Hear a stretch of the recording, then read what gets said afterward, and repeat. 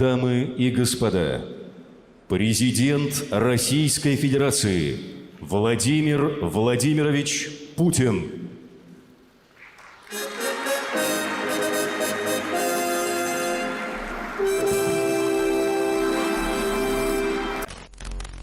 For the Kremlin, COVID-19 is not just a crisis. It's an opportunity to get sanctions lifted. The Kremlin seized in a letter by UN Secretary General Antonio Guterres sent to G20 leaders on March 24th, calling on countries to temporarily waive sanctions on certain specific injuries during the COVID-19 crisis. Vladimir Putin has since called on the G20 to lift sanctions altogether. The Kremlin is also leveraging its network of Putin Versters in Europe to amplify Moscow's efforts. And Russia has launched a propaganda campaign framing the United States as inhumane for maintaining sanctions during a global pandemic. So what happens with sanctions in the time of coronavirus? Hello from my condo in Adams Morgan in Washington, D.C., where I am observing federal and local self-isolation guidelines, and welcome to the Power Vertical podcast. My name is Brian Whitmore, director of the Russia program here at SIPA. And joining from his home in Alexandria, Virginia, is former U.S. State Department official and veteran Kremlin watcher Donald Jensen, a senior fellow and editor-in-chief here at SIPA and a lecturer at Johns Hopkins University. Welcome, Don. Hi, Brian. Nice to be back. Nice to have you back. Also joining us from Cleveland, Ohio, where she is still hunkered down for some mysterious reason, is Maria Snegovaya, an adjunct fellow here at SIPA and a postdoctoral fellow at Johns Hopkins University. Welcome back, Maria. How's the weather out there in Cleveland? Good weather, and I'm pretty certain Putin is not going to find me here. Okay. Well, first off, truth in advertising. I'm writing an analytical piece on this topic of sanctions this week. It'll go out early next week. And so just for the record, I am indeed taking advantage of the good nature of all my colleagues here by picking their very big brains in public. So let's get into it. The Kremlin's campaign to drum up support for lifting sanctions has had very limited success so far. As far as I can see, just 3 German MPs from AfD, Association of Criminal Lawyers, have called for ending sanctions. That, of course, has not prevented the pro-Kremlin media from claiming that Italy and Germany favor lifting sanctions, but that's just par for the course. But color me worried, because in this environment, I can easily see a campaign like this working. The United States is being painted as heartless. Our friend Fyodor Lukyanov had an article in Rossiyskaya Gazeta last week making the argument that, well, the West is never going to get rid of sanctions because, quite frankly, it's the only thing holding the West together is keeping these sanctions to keep an external enemy. It was a very well-argued piece, as wrong as it was, but yet this drumbeat is continuing. I'm worried that this could actually get a little bit of traction in this environment, that the West could be painted as heartless, that this could be painted as harming the effort to fight COVID. Don, Maria, what do you think? What do you see here? Am I too worried?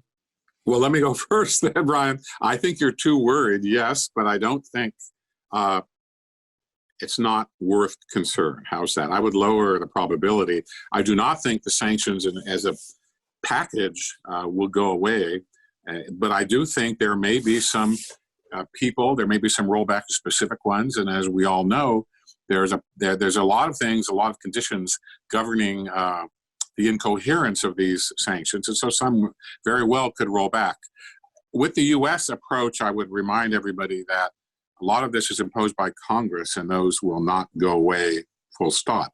I'm more worried about the Italians, the Spanish, the French, as you said, Brian. And then this comes at a season of Macron, at least before the virus, flirting with the Kremlin will have to see. So yes, we should be worried. I don't think in large part they will be rolled back. I hope I'm right, but I'm not sure that I'm right, but I hope I'm right.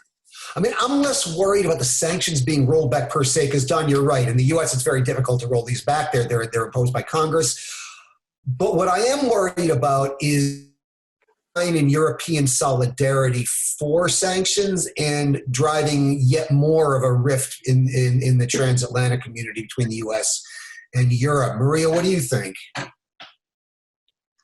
I do agree with Don that we should be keep watching, and that the structural preconditions to sanctions remained in place despite the virus. The reasons why they were introduced in the first place. Although there was some move on the side of the U.S. Former U.S. diplomats to actually push forward a little bit the discussion on the situation in Donbass. There was an op-ed that appeared on the NPR website recently. I do, however, think that there's two other things that we need to keep in mind.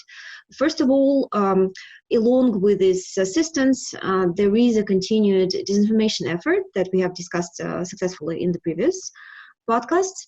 And as a matter of fact, right now we actually observe a backlash against the disinformation campaign on the side of the European Union, for example, accused Russian media of deploying a significant disinformation campaign last week, as well as UK, for example, also accused Russia of spreading disinformation in light of the coronavirus situation. I don't think that necessarily is going to be that helpful for Russia, and that also kind of indicates that the EU and even Britain still are quite aware that Russia's efforts are not necessarily benevolent. In addition, I think the real threat that we should be discussing here is the changing role of China. I mean, to be fair, there's a lot of publications that cover that, but it's important also to consider what the Russians' role is in this situation.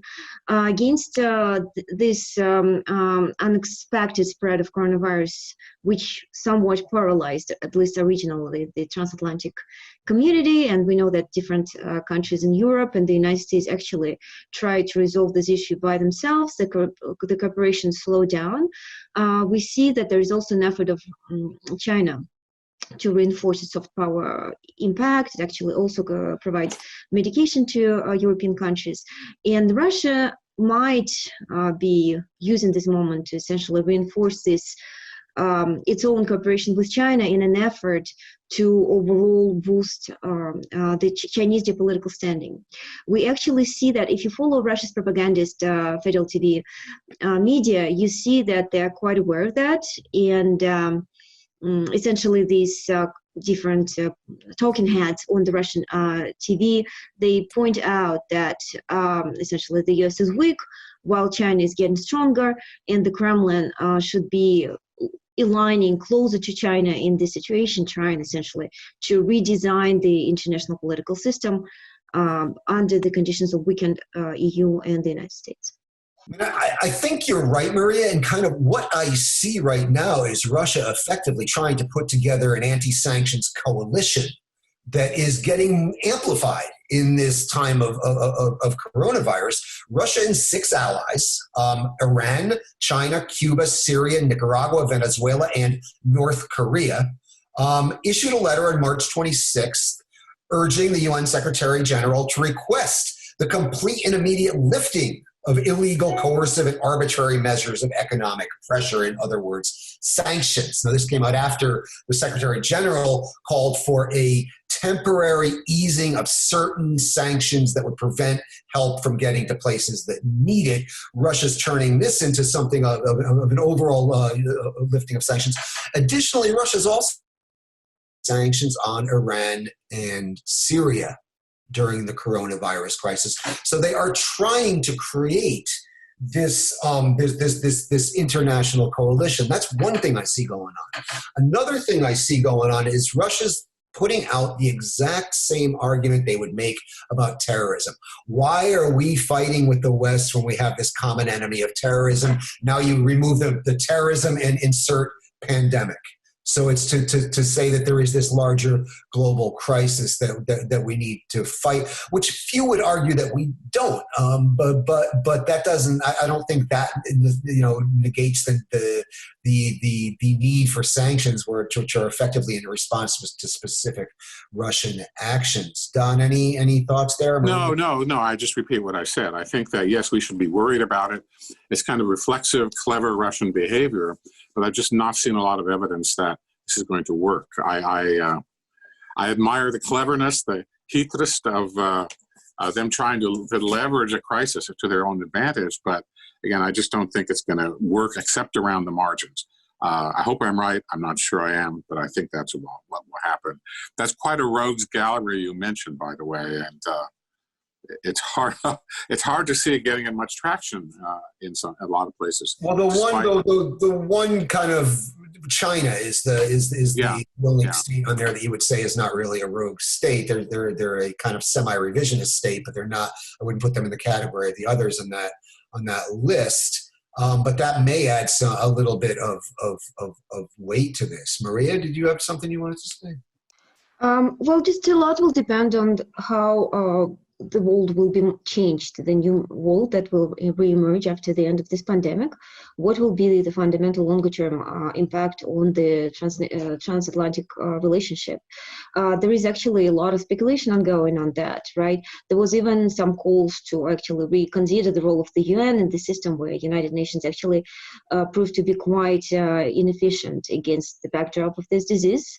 I don't think, however, historically looking at the situation, we know that the fundamental changes to the world systems happen after big wars. So luckily for us, we don't, or maybe unfortunately for us, there's no big fundamental war coming. So looking at the overall legacy of the diseases that they used to have on the systems in the previous periods, there was not such a fundamental change when it comes specifically on the international relationship. But one particular danger, once again, of course, the role of China. This is where I think we need to be focusing on, because Russia in this sense will only be bandwagoning the already ongoing changes if China was to reemerge as a clear winner of this situation. That's why I think it's important to remind the audiences, right, that one of the reasons why, unfortunately, the United States and Europe find themselves in this situation is because Chinese authorities silenced the real scale of the disease and the real situation in China for a month at the very least. I think a lot will depend on how the international community, what kind of lessons the international community will draw from the origins of this pandemic. If I could add here, Brian, a point building on what Maria just said. Remember our meeting with Bobo Lowe, our friend in Brookings, about 2 months ago? He talked about the future of the world anyway will be more coalitions of the willing and not so structured in blocks, EU, NATO, and so forth. And so in that sense, the sanctions regime may be weakened if these multilateral institutions are less capable of acting coherently. That could be the case, and we have to guard against that. But now I go back to my earlier comment that I don't think it's probable, but it's possible. I mean, another thing I wanted to point out is these very high-profile so-called aid deliveries that Russia gave to Italy and to the United States. These are not irrelevant to this discussion. For example, one of the German AfD MPs who called for the lifting of sanctions, Ulrich Wehme, O-E-H-M-E, I'm sure I butchered that, may have helped also, according to some reports, helped facilitate the Russian aid shipment to Italy, which a report in La Stampa basically said had intelligence officers on board and was essentially an intelligence gathering operation out there. The shipment of medical supplies to the United States, which it turns out the United States paid for, was from a Russian firm that is subject to U.S. sanctions. And I think that information got out there intentionally, because I think this was a way to kind of demonstrate that the sanctions are hurting the U.S. because this is a sanctioned firm and now it's delivering much needed medical supplies to the U.S. So there's a lot of, it's not just trolling. It's trolling with a purpose, and it seems to be. But on the other hand, Brian, remember the La Prensa article 2 weeks ago where a lot of Italians said it was useless junk, and I'm not sure whether it was or not. I haven't seen the evidence one way or the other. I think a lot of people are going to see through it. Many people won't, but a lot of people will. I want to go back to a discussion that Dr. Polyakova had earlier in the week about the approach. And one of her guests said the Russians are doing three things. There's these demonstrable offers of aid. Second, there's the normal Archie Sputnik discussions, elevating conspiracy theories and taking marginal figures and giving them attention, and sometimes that takes. And the third are more targeted information operations, and he used Latvia and the broadcast and information the Kremlin's putting out that said that U.S. soldiers and NATO soldiers are carrying the virus into the country. So he distinguished three different kinds of disinformation, which I thought was analytically, for me, thinking about it at least, very helpful. Maria, did you want to add something? I actually think that there is, well, in some ways that's what Kremlin usually does, and we discussed that a little bit in the past podcast, that the disinformation actually tends to shoot in different directions. It's a little bit hard to understand what exactly the main narratives that they're trying to develop. For example, one of the recent examples was the case that in cooperation with the United States, I think in Kazakhstan, there was Kazakhstan is the country where the disease was originally, this virus was originally developed, of course, artificially under Pentagon's assistance, which is ridiculous given the fact that Kazakhstan is actually one of the allies of Russia. At least it's definitely not an enemy of, as, like, I don't know, Poland, for example, would be considered by the Kremlin. And yet they would still be spreading this. Also looking at the domestic coverage on the TV podcast, the Daily Beast had a nice outline of what's going on there this week. Again, there seems to be actually multiple shots in different directions without a particular clearly defined focus. As usual, trying to blame everything on the West, but that seems to be against counter their strategy of trying to reestablish the relationship with the West that we have discussed before.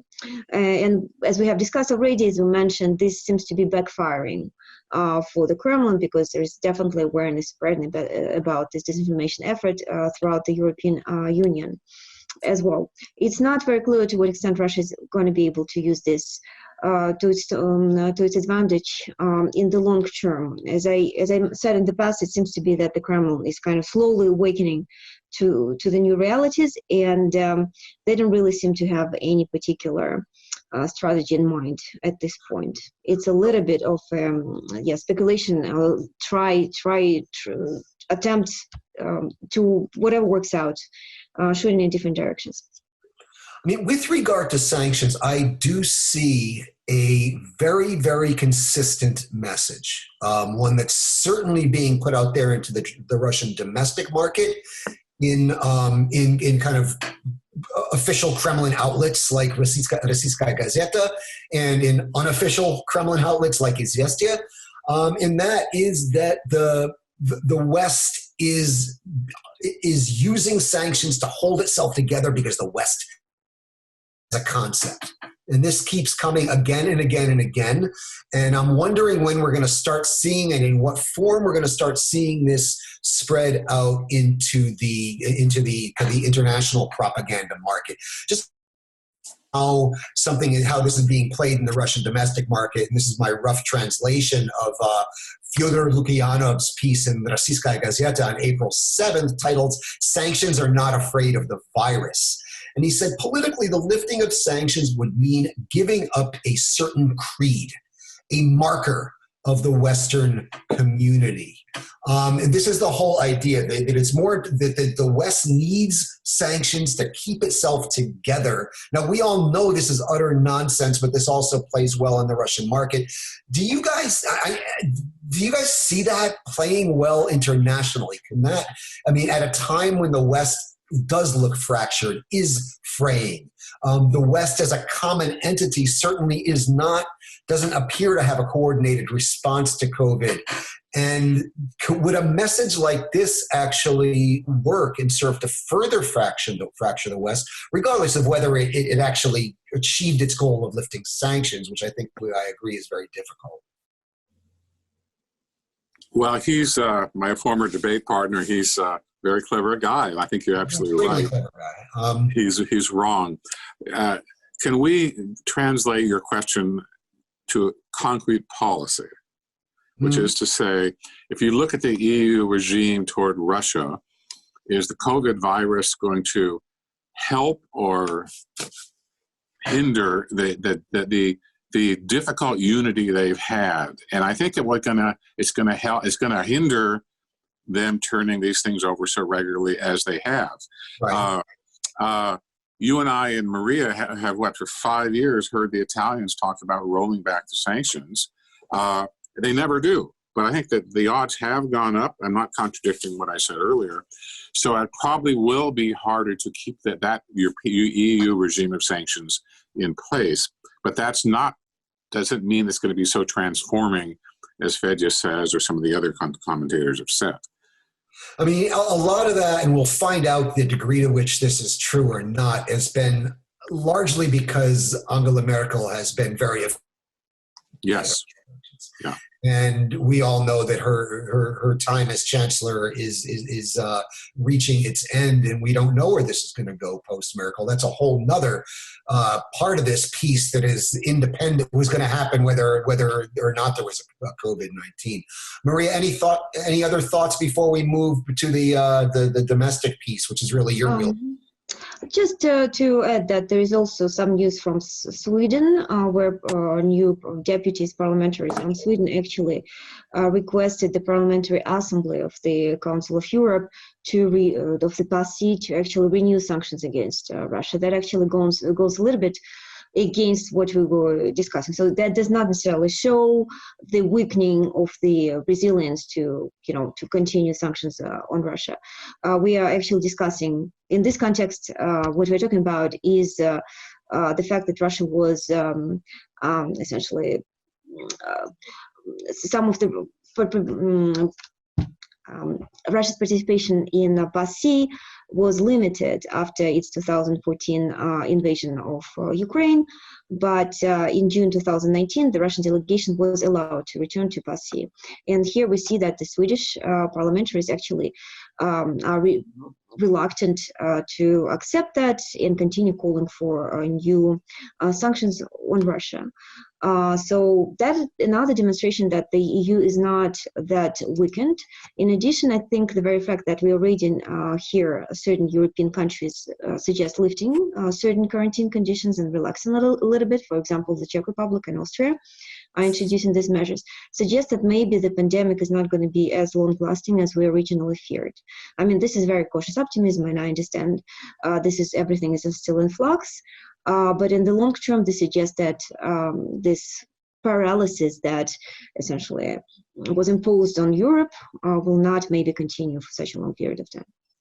No, I would agree on that with some caveats. First, the Swedes have always been very tough on sanctions, so it didn't surprise me to see a Swedish MEP say something that's tough on sanctions.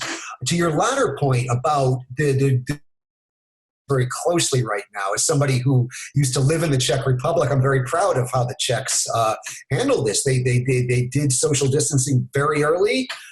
They had required masks to be worn in public really early, and the pandemic is easing in the Czech Republic to the point where they might be able to start to open the country up. The same with the Austrians. Other places like Sweden, which put into place almost no social distancing and no stay-at-home orders, is facing a crisis right now, as is the UK.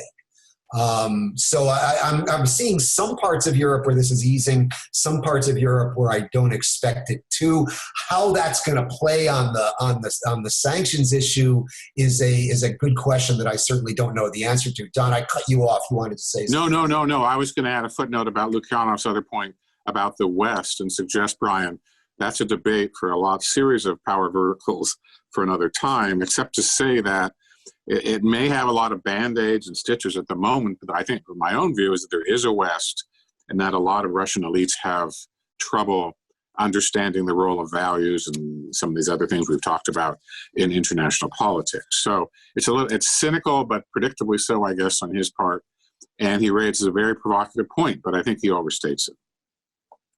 Okay, well, on that note, we'll shift gears. In a few moments, we'll continue our discussion and take a look at how COVID-19 is influencing Russia's top-down authoritarian system by shaking up relations between everything from the state and civil society to the dynamics between Moscow and the regions. I'd like to remind you are listening to the Power Vertical podcast. My name is Brian Whitmore, director of the Russia program here at SIPA.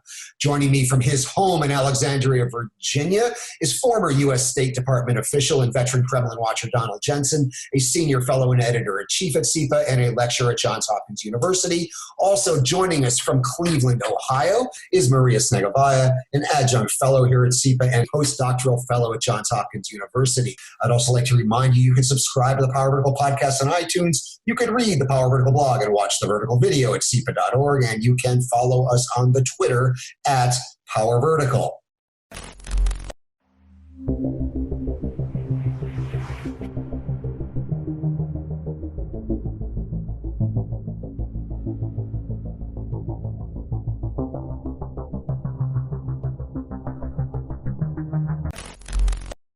So reports surfaced last week that Anastasia Vasilyeva, the head of the Medical Workers Union, Alliance Vrachei, the Doctors Alliance, had been arrested twice and beaten by police in the Novgorod region, where she was attempting to deliver personal protective equipment to local medical workers. Vasilyeva, we should note, has also been very vocal in her criticism of Russia's federal authorities' response to the COVID-19 pandemic and calling them out for lowballing the infection numbers. In fact, if I'm not mistaken, it was Anastasia Vasilyeva who first put out that information that there was a suspicious spike in community-acquired pneumonia cases when Russia was reporting extraordinarily low virus cases. I would say that today, Russian hospitals have stopped separating the wards treating coronavirus and community-acquired pneumonia cases because they have found, in fact, the exact same thing.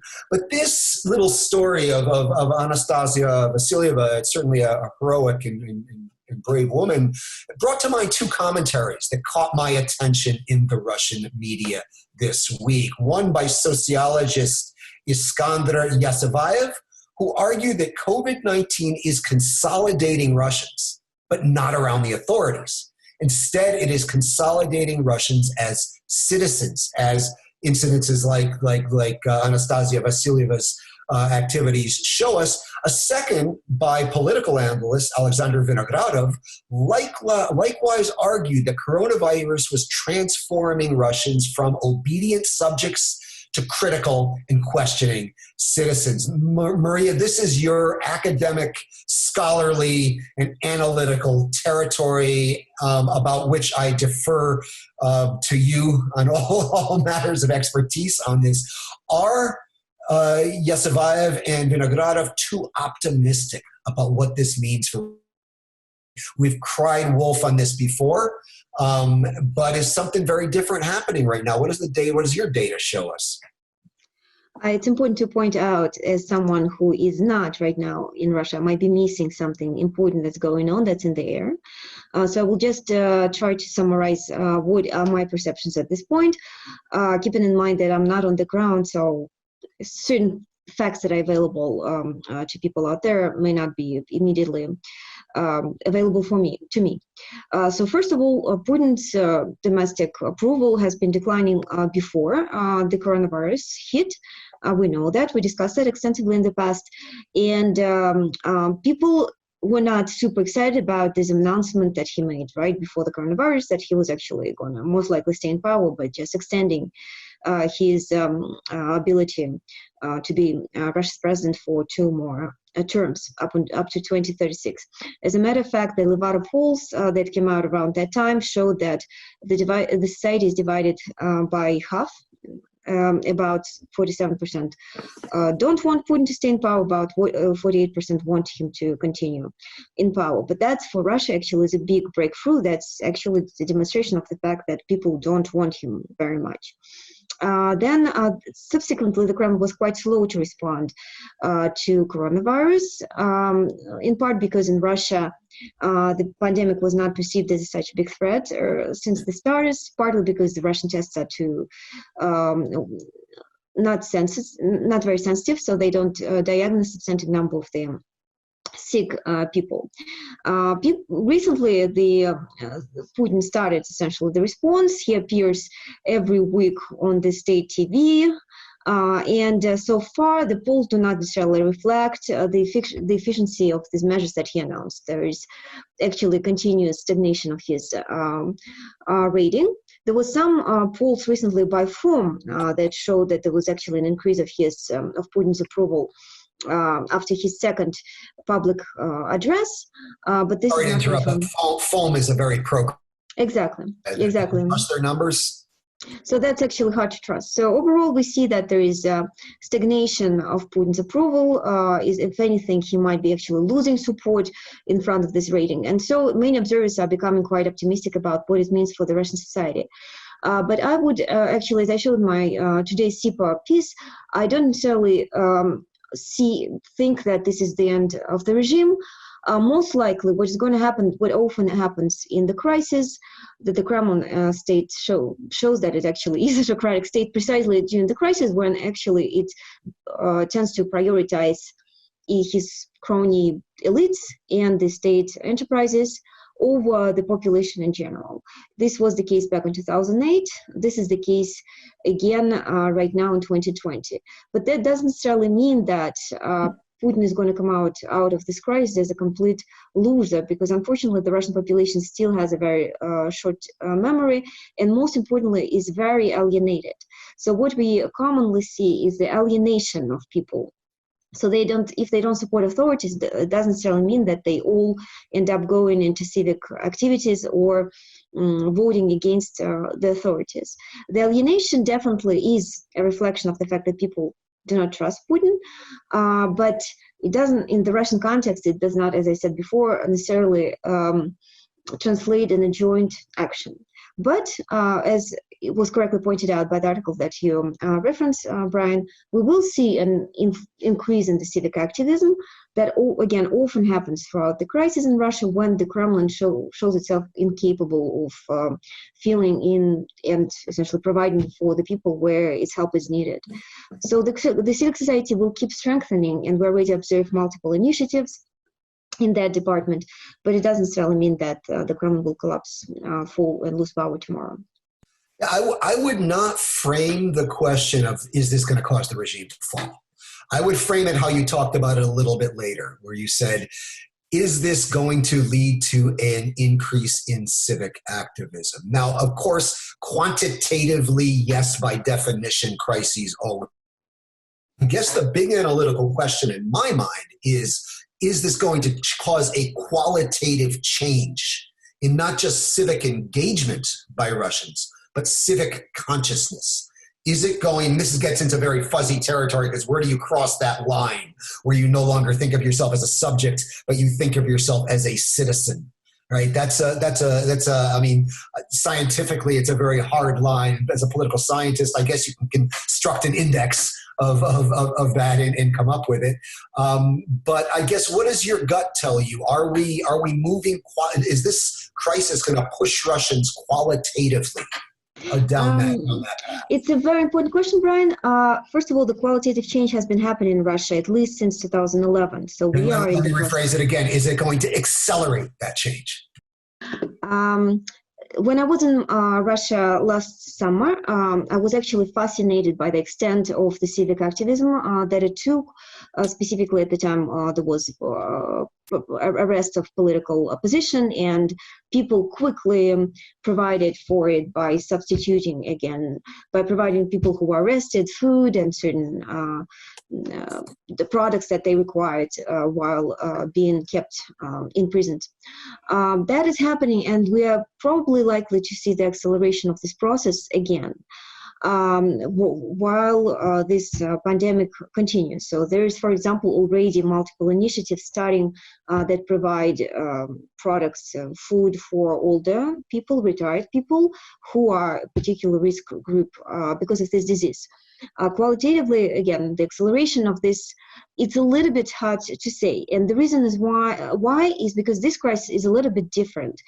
And Putin's policies, I think at least, tends to exacerbate this idiosyncrasy of this crisis. So what's happening is, as a matter of fact, the the Putin, we know that the stagnation of the economy is likely to accelerate the number of bankruptcies. And Putin's policies, unfortunately, are not helping to assuage, to help, are not helping to assist these people who find themselves most vulnerable in the situation, especially smaller businesses. I believe that's actually, at least in part, an attempt to, once again, destroy the independent civic society or independent social groups that exist outside of the Kremlin. This holiday that was announced by the Kremlin will benefit the state companies and the state companies' employees who will continue being paid by this from the budget. But the private enterprises find themselves in a situation where they're not facing, they're facing this huge decline in the demand and no help, no assistance from the state, at least up until now. Very limited assistance has been announced by the state. In this situation, it's despite the fact that the civic society will keep increasing, it is very hard to predict, how this is going to develop, since it is possible we will see increasing impoverishment of these groups of the population that are not dependent of the state and that actually tend to be the most active ones. So I don't necessarily think that what Putin is doing right now is very stupid. I think it's very much in line with what the kind of response he gave to previous crises, and unfortunately, it doesn't necessarily provide for very optimistic conclusion about the civic society. Just a reminder to our audience that in the past, the policies of the Russian state have already been focused on trying to leave as little money to the opposition as possible. The Russian opposition primarily faces fines, and they're enormous most of the time. They kept collecting them through crowdsourcing in order to repay those crazy number of millions of rubles that they face consistently. But these current policies that Putin has implemented, I think they actually try to foster the same dynamic, to try to make sure that the people who are independent of the state have as little money as possible. I mean, I think, I'm seeing, in addition to the situation with Anastasia Vasilyeva, I'm seeing that the authorities are nervous about this. They think they are worried about in this environment. You see the law against putting out fake information about COVID-19 largely being deployed against independent journalists and activists who have been criticizing the federal response and putting the actual real true numbers out there. In addition to what happened with Anastasia Vasilyeva, Roman Badanin, the editor-in-chief of the independent media project called Project, which I know you're familiar with, has complained about being tailed and harassed by state security in this. So I think the reaction of the Kremlin, part of it, it's just muscle memory and instinct. This is what they do. But they seem to be stepping it up a bit now because I think they feel themselves in a bit of a danger. Would you agree with that, Don? Hello? Yes. I agree with that. I found Maria's many points extremely interesting. And yes, I think they're nervous. And yes, I think they've stepped it up. And yes, I think we should not at all talk about regime collapse. But I think if you watch the dynamics of the system, I think it is changing. And it has been changing, as Maria said, for a number of years. And I think it raises a lot of questions that are so far unanswerable.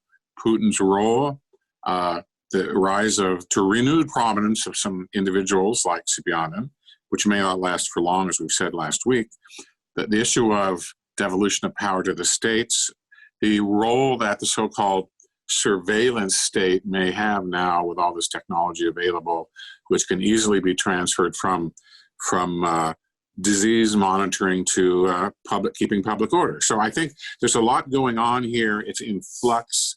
And remember, my friends, in January, I think we talked about a Snegovaya article where she talked about the new Russian regime, and that was in the context of a constitutional reform. So I think it's shifting, the dynamics are shifting. I can't confidently say in what direction, because there's some kind of moving parts in different directions, but I do not think we should talk about a regime collapse, but we should talk about a regime that seems to be moving before our eyes, reacting in ways that are sort of habitual. I like your muscle memory quote Brian.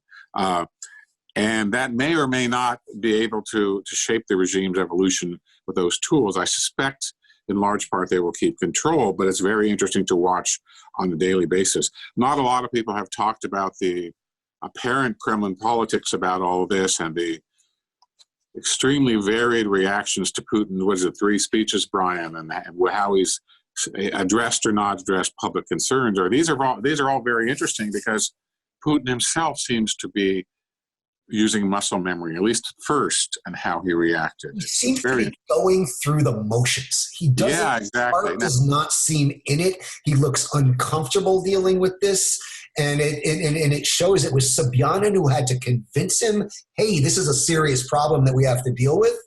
According to most reports that I've read, and just he has not looked like his heart is in it. He has not looked like he's on his game.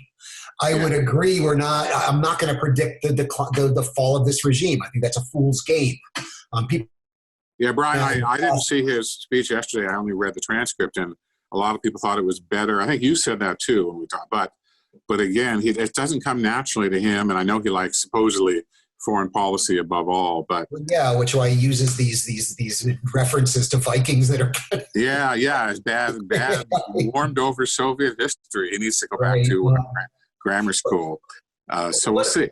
I mean, what I will say on this is that the conventional wisdom right now, and we're not just talking about Russia, we're talking about everywhere, is when we all come out on the other end of this thing, it's going to be different. It's going to be a different America. It's going to be a different Europe. And it's certainly going to be a different Russia. We just don't know what is going to be different yet. And I don't think things are going to just pick up along the same trajectory. Very much before. And I think where we have to be kind of aiming our analytical ammunition is trying to figure out how this is going to change it. And I've tried to kind of identify things like this is a kind of, in the crucible of this pandemic, is a new Russian civil society or a revived Russian civil society or a more developed Russian civil society going to be born. I don't think it's going to turn into Ukraine overnight in terms of the from the former Soviet space, that very, very, very developed and sophisticated civil society you have there. But I think it's going to move in that direction. Just last thoughts on that before we wrap up. Brian, can I just mention about the regions which you wrote about this week? And it's. I think people use the word federalism too glibly. Yes, the governors are taking more authority. They're also taking more responsibility without financial support and really without the kind of legal or constitutional standards and background you need to have a real federalism. So what does this mean if Kamchatka or Rostov or somewhere else acts more autonomously from the Kremlin than before? Is it going to go back to the way it was? Probably not, but that doesn't mean federalism as we understand it in Germany or the United States. But it's very interesting to watch. And remember in the 90s, Yeltsin talked about, we had this issue of the governors versus Moscow as well. And it's just very interesting to watch because a lot of us thought or took for granted that the system may have been in more control of the regions than it actually has. So yes, Putin may say, take all the authority you can, and they are. On the other hand, they might try to pull it back. And what does that mean? I don't know right now. Well, you got to remember the last time this happened back in the 90s when we were just kids, Don. It happened because the federal center could not exert its authority, and the recent regions just, it wasn't that they were dying to take it in a lot of cases. In some cases they were, but the federal center couldn't exert authority there, so the regional authorities took it, and I'm beginning to wonder, looking at the weakness of the federal response on this. Now, since I wrote my piece on this hybrid federalism and the parade of coronavirus sovereignties early this week, I'm beginning to notice a trend that I noted in the very last paragraph, that the Kremlin is kind of like aware of this danger. and is trying to basically say not so fast in a lot of these things. Yeah, Signals that do not close your internal boundaries with other regions. That's a federal prerogative. Don't break the law. Don't do things that are going to harm the economy. So you're beginning to see that, but you got to wonder if, like, Poes du Shoal, that train's left the station. One has to wonder. Yeah, Brian, and he can replace a governor, but the new guy may find the federal response to the pandemic also not satisfactory. What is happening? You have to wonder if there's not, if something of a perfect storm isn't developing here. You get a weak federal response to a global pandemic like we've never seen in our lifetimes, and the world hasn't seen since the Spanish flu in 1918. The United States is projected to lose more Americans than in the Vietnam and Korean wars combined already. So you have that going on with civil society trying to fill the void, regional leaders trying to fill the void. I don't see how Russia doesn't come out of this changed. I don't know changed. How, Maria, you're dying. Yeah, I'm sorry for not being very optimistic. First of all, I saw a lot of commentators, Russian watchers, like describing this redistribution of authority, responsibility for the coronavirus on the regional level as something unprecedented for the Kremlin regime. While in fact, that's just a continuation of the same approach that the Kremlin has been taking consistently. It always redistributes authority for unpopular decisions on the regional level. That's what I was actually described in my today's article as well. So we have to remember that it has happened in the past. It's not unprecedented. And the strategy here is that the Kremlin actually makes other people responsible for whatever measures they take. And if they succeed, then it was the Kremlin's wise decision to redistribute authority. And if they fail, so that was their missteps. It's not the first time we see that. What is different, Maria, and correct me if I'm wrong, what is different is we have a crisis that is going to kill tens of thousands, if not hundreds of thousands in a lot of these countries. The projections in the US are ranging from 60,000 and up.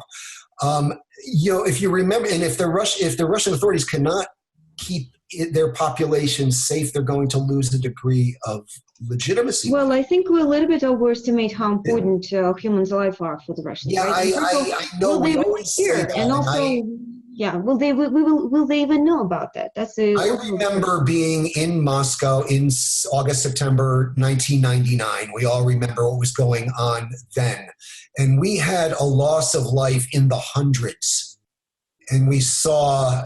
Leaving aside that this was probably a false flag operation organized by the Kremlin itself, but you did see you saw a reaction in society and from the state of that this cannot happen anymore.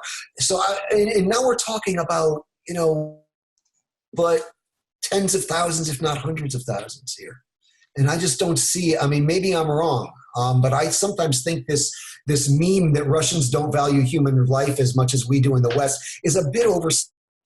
No, the real issue that most Russians are concerned right now, this is visible by the social networks, by the comments that appear, is the fact that the state does not provide assistance to the people who are left without incomes effectively. Mm-hmm. Most Russians have no security, no savings, and essentially if the private sector collapses as a result of these policies, a lot of them will just be left impoverished. This is the key concern that spreads, not so much, unfortunately, the fear of the mortality that comes from the disease.